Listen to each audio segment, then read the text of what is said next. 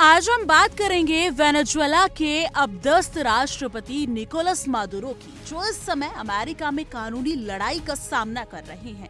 सोमवार को मादुरो को पहली बार अमेरिकी अदालत में पेश किया गया और इस दौरान उन्हें जज के सामने खुद को पूरी तरह निर्दोष बताया। मादुरो ने साफ शब्दों में कहा, मैं निर्दोष हूँ, मैं दोषी नहीं हूँ और मैं एक अच्छा आदमी हूँ और अपने देश का राष्ट्रपति हूँ। ये बयान मादुरो के समर्थकों के लिए एक बड़ी राहत की बात है और अमेरिका में चल रहे फेडरल ड्रग ट्रैफिकिंग और नार्को टेररिज्म के आरोपों को खारिज करने के लिए उनका मजबूत रुख दिखाता है। पहली अदालत पेशी बहुत लंबी नहीं थी, लेकिन इसका महत्व बेहद ज्यादा है। अदालत ने मादुरो की अगली सुनवाई की तारीख 17 मार्च तय की है। इस पेशी में मादुरो और उनकी पत्नी को नीली जेल यूनिफॉर्म पहनाकर अदालत में लाया गया। ये एक छोटी लेकिन महत्वपूर्ण कानूनी प्रक्रिया थी, जो ये तय करती है कि मादुरो के खिलाफ लंबी कानूनी लड़ाई शुरू होने वाली है। अमेरिका का कहना है कि मादुरो को काराकस से गिरफ्तार किया गया और ये कार्रवाई ट्रंप प्रशासन के आरोपों के आधार पर की गई। मादुरो का ये कहना है कि वो अब भी वेनेजुएला के राष्ट्रपति हैं और निर्दोष हैं। अमेरिका और वेनेजुएला दोनों के बीच राजनीतिक और कानूनी विवाद को और जटिल बना देता है। निकोलस मादुरो को ब्रुकलिन, न्यूयॉर्क के एमडीसी में रखा गया है, जो अमेरिका में बहुत कुख्यात जेलों में से एक है। ये जेल मैनहट्टन और ब्रुकलिन की संघीय अदालतों में मुकदमे का सामना कर रहे हाई प्रोफाइल कैदियों के लिए पहली जगह मानी जाती है। यहाँ लगभग 1300 कैदी बंद हैं, जिसमें ड्रग माफिया गिरोह के सदस्य और सफेद पोश अपराधी शामिल हैं। इस जेल की कुख्याति इस बात से भी जाहिर होती है कि यहाँ पहले आर केली, सीन, डीडी कॉम्बस, क्रिप्टो उद्योगी सेम बैंकमैन फ्राइड और गिस्लेन मैक्सवेल जैसे हाई प्रोफाइल कैदी रह चुके हैं। ये साफ करता है कि मादुरो को गंभीर सुरक्षा और निगरानी के बीच रखा गया है। इतिहास में ये पहला मौका नहीं है जब किसी देश के राष्ट्रपति को अमेरिकी जेल में रखा गया हो।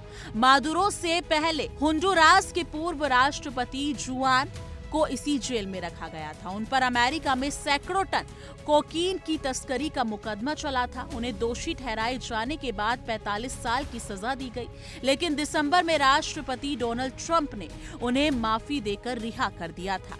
ये इतिहास मादुरो की कानूनी लड़ाई के लिए महत्वपूर्ण है, क्योंकि ये दिखाता है कि अमेरिका में उच्च स्तरीय राजनीतिक हस्तियों को भी अंतर्राष्ट्रीय कानून के तहत गिरफ्तार किया जा सकता है और उनके खिलाफ मुकदमे चल सकते हैं। ब्रुकलिन की ये जेल मादुरो की सुरक्षा और कानूनी प्रक्रिया दोनों के लिए बेहद महत्वपूर्ण है। वर्तमान में यहाँ मैक्सिको के सिनालोआ ड्रग कंट्रोल के सह संस्थापक एमलाई एलमायो और यूनाइटेड हेल्थ केयर के सीईओ की हत्या के आरोपी लुइंग जैसे हाई प्रोफाइल कैदी बंद हैं। इसका मतलब है कि मादुरो को उन कैदियों के साथ रखा गया है जो पहले से ही अंतर्राष्ट्रीय स्तर पर चर्चा में रहे हैं।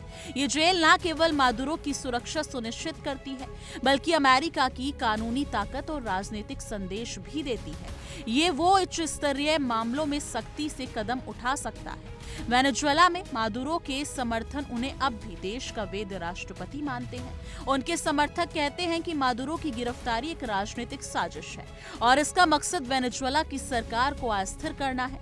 दूसरी तरफ अमेरिका का कहना है कि मादुरो पर लगाए गए आरोप अंतर्राष्ट्रीय अपराध और ड्रग्स के गंभीर मामलों से जुड़े हैं। इस तरह ये मामला अमेरिका और रूस के बीच वैश्विक शक्ति संघर्ष का भी हिस्सा बन गया है। मादुरो की अगली अदालत पेशी 17 मार्च को होगी। तब अदालत तय करेगी कि क्या मादुरो के खिलाफ अमेरिका में मुकदमा चलाया जा सकता है या नहीं। विशेषज्ञों का मानना है कि ये मामला सिर्फ अमेरिका तक सीमित नहीं रहेगा। इसका असर वैश्विक राजनीति, अमेरिका रूस संबंध और लैटिन अमेरिका की स्थिरता पर भी पड़ेगा। अगर मादुरो दोषी ठहराए जाते हैं तो ये अंतर्राष्ट्रीय राजनीति में नया उदाहरण बनेगा, जबकि अगर उन्हें निर्दोष पाया गया या रिहा किया गया तो अमेरिका की साख और कानूनी प्रतिक्रिया पर भी सवाल उठ सकते हैं। इस पूरे घटनाक्रम से ये साफ है कि निकोलस मादुरो की कानूनी लड़ाई केवल अमेरिकी अदालत तक सीमित नहीं है। ये मामला वैश्विक राजनीति, अंतर्राष्ट्रीय शक्ति संतुलन और लैटिन अमेरिका की स्थिरता पर भी बड़ा असर डाल सकता है।